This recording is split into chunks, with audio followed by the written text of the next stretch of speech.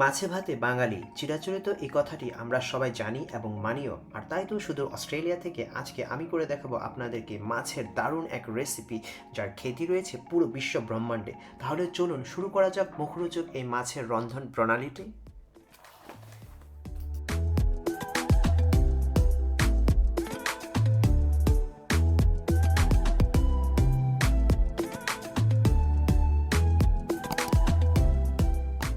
Hello everyone, আসসালামু আলাইকুম। আশা করি সবাই ভালো আছেন। সবাইকে অনেক অনেক শুভেচ্ছা দিয়ে শুরু করতে যাচ্ছি আজকের কুকিং। আর আজকে আমি কুক করব one of the famous dish, world famous বলা যায়। এটা পৃথিবীর অনেক দেশে এটা আমরা ট্রাই করে থাকি, বাট বাংলাদেশে এটা খুব বেশি হয়তো প্রচলিত নয়।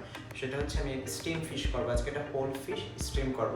আর আমরা জানি যে স্টিমিং হচ্ছে কুকিংয়ের আরেকটা মেথড, কারণ কুকিংয়ে তো অনেকগুলো মেথড রয়েছে, যেমন ফ্রাইং, স্টিউইং, ব্রাইজিং, বেকিং।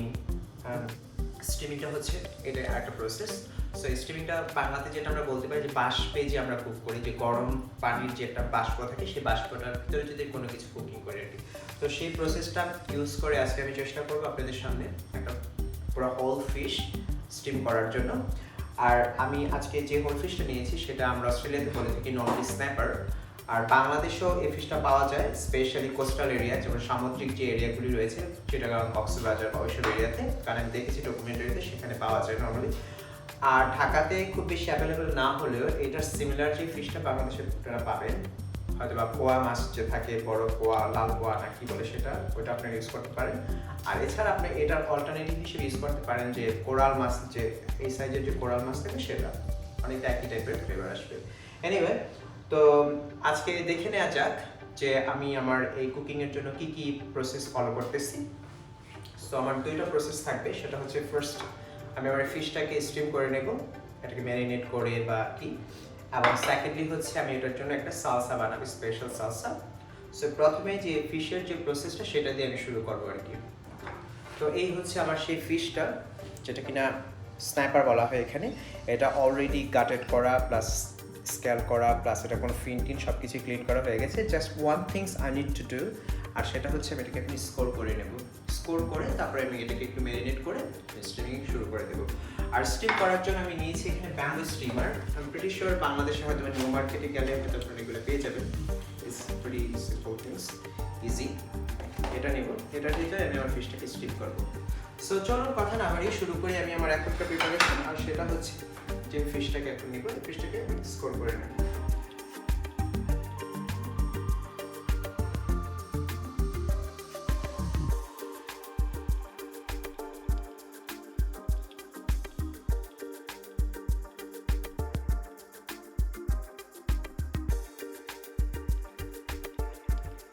আমার কিন্তু ফিশটা স্কোরিং করা হয়ে গেছে, দেখতে পাচ্ছেন।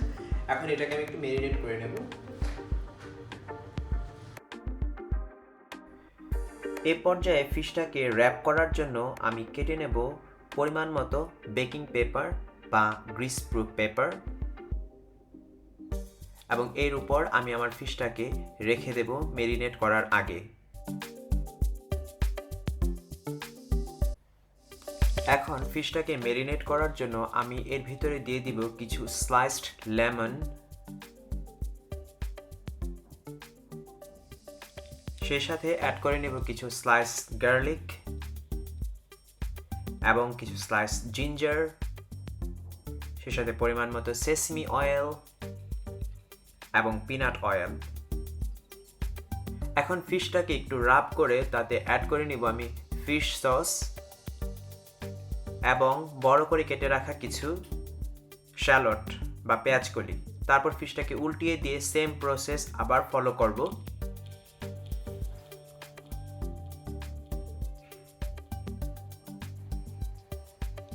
এবং তার সাথে অ্যাড করে নেব কিছু সয় সস প্লাস কোরিয়ান্ডার স্টেমস এবং কিছু স্লাইস চিলি। এরপর আমি আরও একটু পিনাট অয়েল এটার সাথে অ্যাড করে সেই বেকিং পেপার দিয়ে ফিশটাকে ভালোভাবে র্যাপ করে নেব।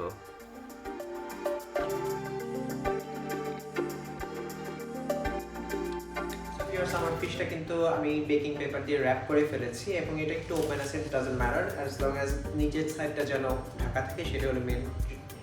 আর এখন আমার এই প্যানের ভিতরে আমার কিন্তু অলরেডি ওয়াটার বয়লিং হতে স্টার্ট করেছে। আপনারা দেখতে পাচ্ছেন যে স্টিম কামিং আউট, এবং এটার উপরে এখন আমি আমার যে ব্যাম্বু স্টিমার রয়েছে সেটা দিয়ে দেবো। তো ব্যাম্বু স্টিমার রয়েছে, দেখতে পাচ্ছেন যে স্টিম কিন্তু চলে আসছে এখানে, এবং এর উপরে আমি এখন আমার সেই ফিশটাকে দিয়ে দেবো।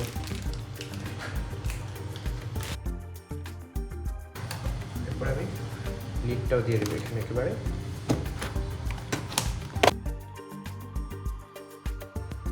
এটা একটু বসিয়ে দিয়েছি, এখন এটা আমি অ্যাটলিস্ট ট্রাই করবো কুক করার জন্য 15 মিনিটস।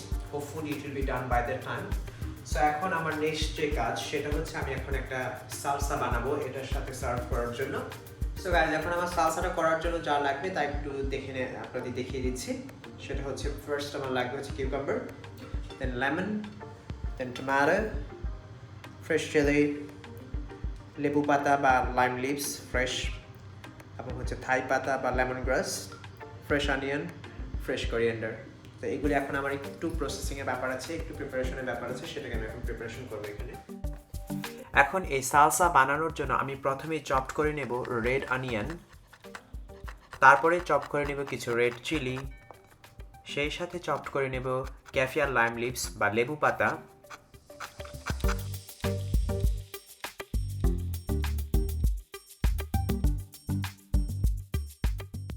এরপরে পর্যায়ক্রমে চপড করে নেব কিউকাম্বার,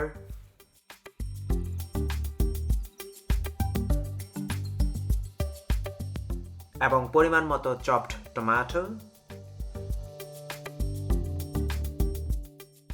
এবং লেমন গ্রাস। এরপরে চপড করে নেব কোরিয়ান্ডার,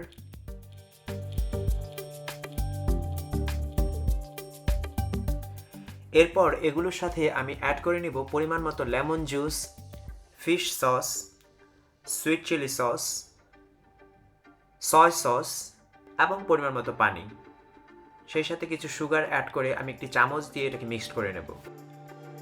সসটা কিন্তু হয়ে গেছে, আমি একটু ট্রাই করে দেখবো এখন যেটা কেমন হচ্ছে, সব কিছু ব্যালেন্স ঠিক আছে কিনা।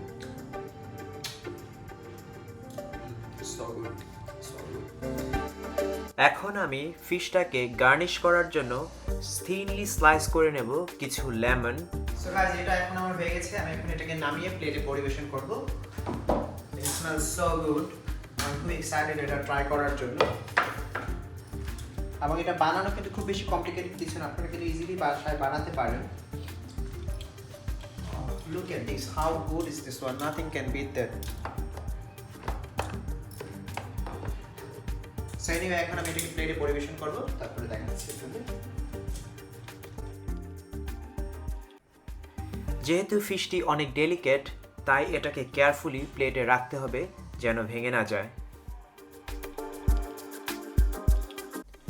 এখন আমি ফিশটাকে গার্নিশ করব, আর সেজন্য প্রথমেই আমি ব্যবহার করব পূর্বে কেটে রাখা সেই থিনলি স্লাইস লেমন,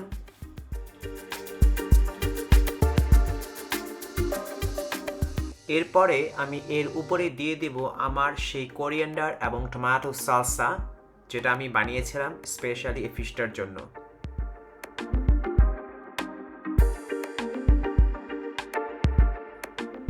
এবং সবশেষে এতে অ্যাড করে দেব আমার স্লাইস করে রাখা কিছু শ্যালট বা পেঁয়াজ কলি, আর এভাবেই হয়ে যাবে আমার সেই বিখ্যাত Thai style steam snapper with the homemade coriander and tomato salsa.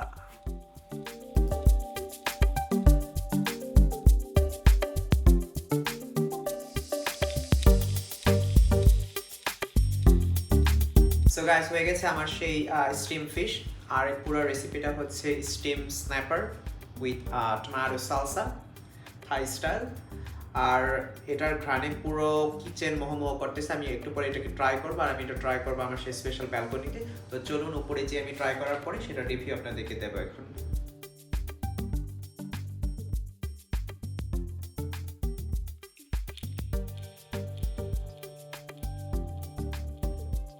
So viewers, আমি কিন্তু চলে আসছি আমার সেই ব্যালকনিতে, অ্যান্ড এটা দেখতে যা সুন্দর, এটার ঘ্রাণ তার চাইতে আর অনেক অনেক বেশি সুন্দর, এবং আমি আশা করি যেটার ফ্লেভার হবে তার চাইতে আরও কয়েকগুণ বেশি ভালো।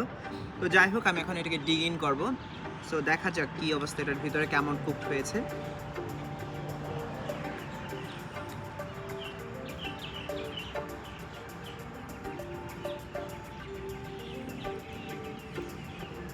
And look at that, it's cooked perfectly, not overcooked, not undercooked. You can see this one. So 15 to 16 minutes is the perfect. আর এই সালসাটা তো কি বলবো, আর আপনি ট্রাই করলে বুঝতে পারবো আমি।